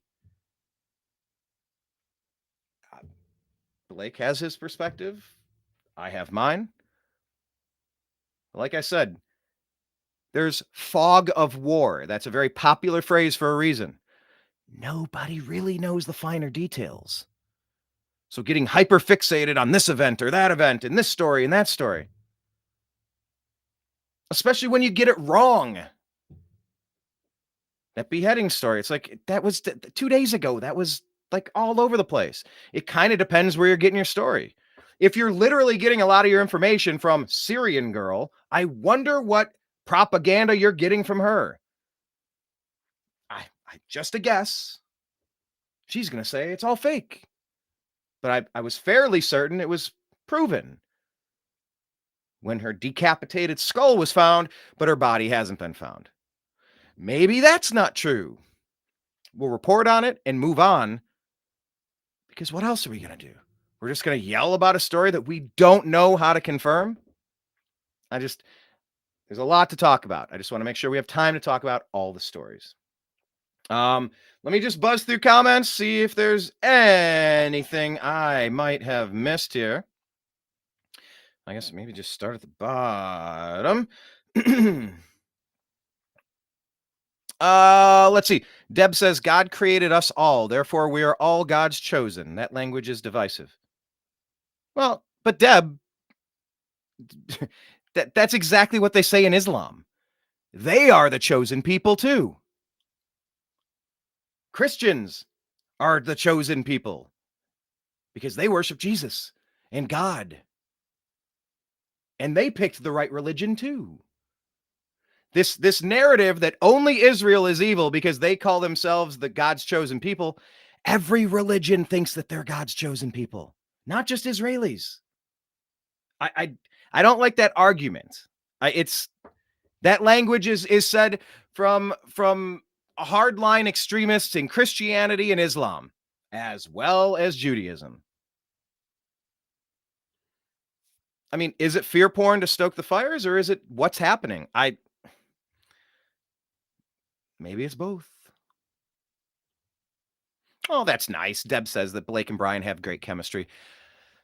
We respect each other enough to let the other person talk. It's who was that guy? See, I haven't watched Fox in so many years, but oh geez, go back to Hannity and Combs. I met Alan Combs before he passed away in 2016 at the RNC. Yeah, he's gracious. Took a quick picture. And who's that other guy that's been on? Maybe Geraldo was a recent one. Who's the other guy? Oh, I can see him. Black dude on the 5. Geez, I don't know. But, it's good to have differences of opinion, and it's good to have room for conversation. And that's what we try to do. That's what we try to do here. Let Blake speak. I always let Blake speak, but when he said something that was completely the opposite of what was widely reported yesterday, I don't know where he's getting his information from. And I don't trust any of the information right now, especially in a war.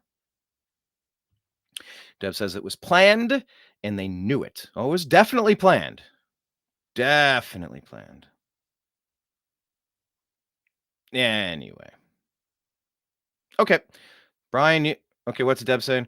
Brian, you and my sister would get along like a house on fire? Wait, what? Like a house on fire?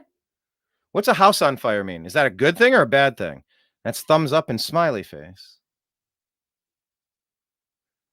What is a house on fire? Is that a good thing? And Kenneth with the wordplay here saying Minnesota in him. Yeah, Blake is from Minnesota.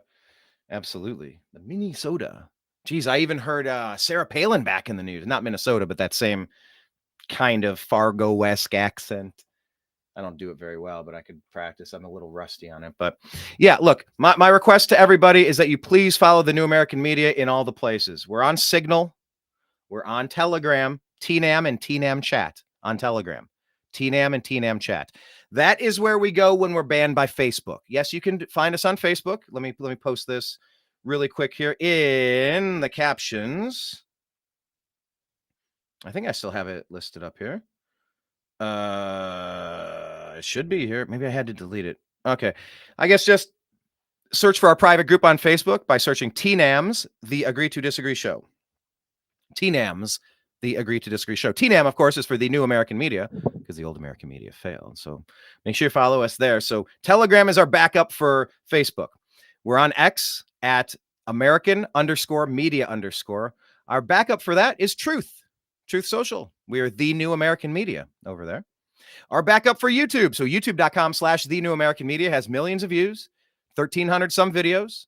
Check them out. I mean, including who was referenced in today's show that we have talked about that might have videos. AJ, we have multiple hangout sessions with Anomaly at music conventions and political conventions and just in general. Dude's doing good work, and he's he's a friend of mine. I like him. Good guy, it seems. But yeah, we have content with him. We have content with Larry Elder. He's been we met him. We had him in person at the RNC, and then we had him on the program for an hour or two. One of our most heavily censored shows, by the way, Larry Elder talking about the breakdown of the black culture. Ooh, YouTube did not like Larry saying what Larry said about society's ills and the ways that we could level up as humans and try to expect more out of ourselves and how we could achieve more by making wiser decisions. Why would YouTube be against that? There's a story that I didn't have a chance to get to, and I don't have an article pulled up, but in LA, let me just type it in because this is LAPD YouTube accounts or channel. Yeah, maybe it'll pop. This is one of the most bizarre things ever, except unless you understand what YouTube is. Alphabet, Google, YouTube. These people have been against us the whole time. And what are we? We're just people that are going after the truth. We're people who are speaking honestly. We're covering underreported stories. And we don't intentionally lie to you. Not a single time have we ever pushed something that we've known to be untrue. Not a single time. But YouTube, however, they like to censor us and shadow ban us and delete our content. Oh, yes. We actually got our first strike in 13 years the other day. They didn't tell us why. Bunch of assholes. So check this story out, if you will. I got to double click it, I think.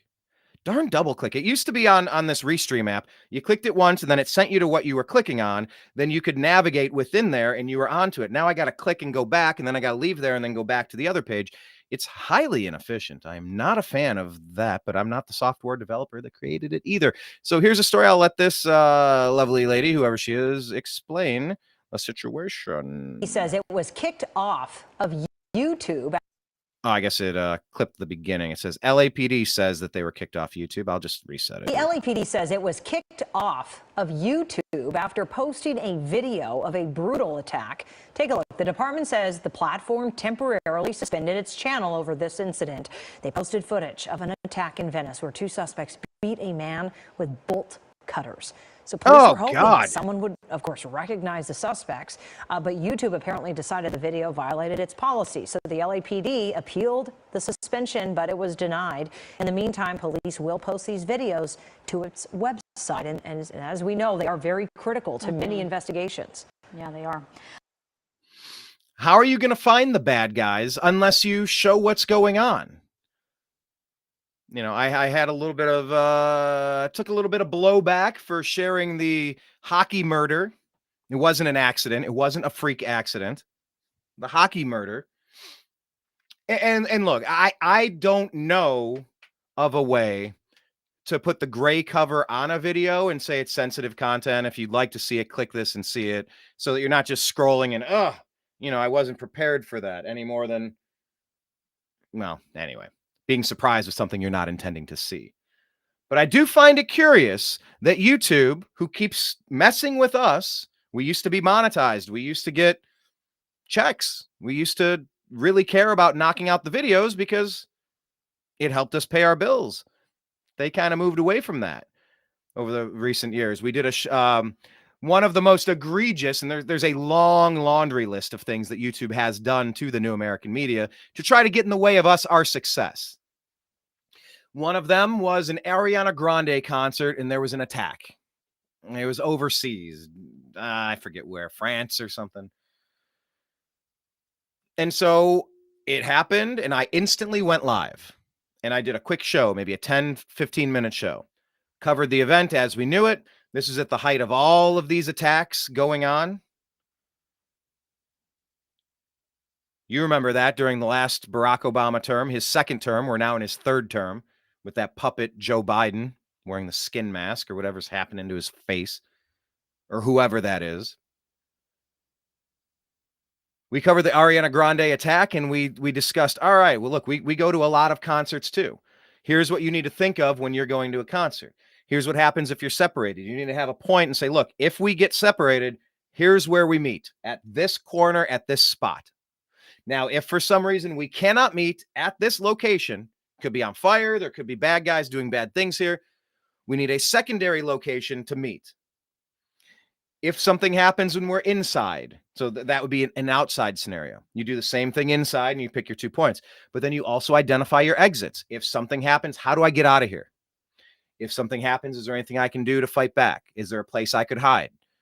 That's the sad nature of what's happening. I mean, look in Maine. People were going bowling, and all of a sudden, you're in a horror movie. So I just did a generic show discussing how you can react, how you can protect yourself. YouTube took that video off and said that it was, I forget what they said. Half the time they never explain themselves to you. Bunch of cowards. Facebook deleted the New American Media page. No explanation. No explanation. So we covered the story. They said we're not allowed to cover that content, or like the subject material is too violent or something. I'm like, the hell are you talking about? It's news. We're a news organization covering who, what, where, when, why, how. Our content was stripped pretty quickly. And where the video would no longer play, you know what they had for suggested videos? Shooting at Ariana Grande concert, CBS. Shooting at Ariana Grande concert, NBC. Shooting at Ariana Grande concert, Fox. You know what they were doing? They're trying to make sure that independent media outlets are unable to tell you the news, especially after we've built up a reputation of honesty, reliability, integrity. Because in this life, all you got is your balls and your word, and I don't break them for nobody. All you got in the media industry is your balls and your word. You got to have the guts to tell the stories that are underreported, and you got to be honest about it and never intentionally deceive somebody for profit. And integrity and reputation is something that it can take a lifetime to build and a second to destroy. But what was going on with YouTube was they had their legacy media companies. What do they call them? A trusted news source? No, they're the ones that are paying them more. They're paying them off to block content from independent creators because we're cutting into their market share. We're cutting into their revenue. It's trash. And that's what's been going on for a long time. So I just find it remarkably curious. The agenda of YouTube to remove a video of two monsters. In that video, it appeared to be one person, so I don't know what the second person was doing other than being at least an accomplice. Why would you not want to get those monsters off the street? Why would you suspend a channel, put a strike up, remove a video when it's an urgent call to action to defend the public from madmen? It just makes you wonder the true intentions of YouTube. And that's why we started a Rumble channel. So I implore you, I beg of you, I command you to go on Rumble. This would be my call. I don't have a share. I don't have a stake in the company. I don't have shares. I would like shares. Rumble is what I intended the New American Media to be. I was working with a developer to do a YouTube rival channel. It takes kind of a vast amount of money and infrastructure to get it going. But at the end of the day, it's just a site where you upload videos. Like, how complicated can it be? Especially when ad revenue starts coming in and you find a way to boost the staff then. But please, if you don't have a Rumble account, start one. If you're not on it, please get on it. And follow the New American Media. We're posting all of our shows over there. So if you're no longer able to check us out on X, because for all the good that Elon is doing, you know, I got a tiny little apprehension there. I got a little bit of suspicion. I'm not fully on board. It'd be nice to believe that things are going to work out in a good way. Am I 100% certain that they will? I can't say that I'm 100% certain that they will. So our backup to X is Truth Social. Our backup to Facebook is Telegram, and that's TNAM and TNAM Chat. And our backup to YouTube is Rumble. Create an account, find us, follow us. We need viewers on Rumble. Like I said, we got 6,300 subscribers on YouTube and millions of views, but we need to port those people over to Rumble. And as I said, follow Blake, even when he misreports a story that was reported on a day ago or today, yesterday, 2 days ago. And by the way, that report could be wrong too. So I give a little bit of grace, but I would encourage Blake to get his news from a more robust sourcing than just a Syrian girl who's going to always rabidly attack one side and, not really self-reflect on her side, because that group has been run by a terrorist organization for more than 25 years now. I mean, there's got to be some responsibility at the end of the day for Hamas. But yes, follow Blake regardless. I think he means well. I think he's a little clouded with rage on this issue. He's always anti-Israel, just almost 100% of the time. It's as irritating as I am to him, he is to me. It's okay. We got our great chemistry going. We're trying to get the actual information. Follow Blake. He's on X at TV's Blake Walley, and his site is called thenextlevelnews.com. Our view only tube. It's not YouTube. Not you. It's our view only tube. Thank you, Kenneth. And thank you, everybody else who watched us today. That is the end of the program, the Agree to Disagree show on the New American Media, because the old American media failed you. I appreciate you. I love you. And we'll talk to you again soon. Take care. And happy Halloween.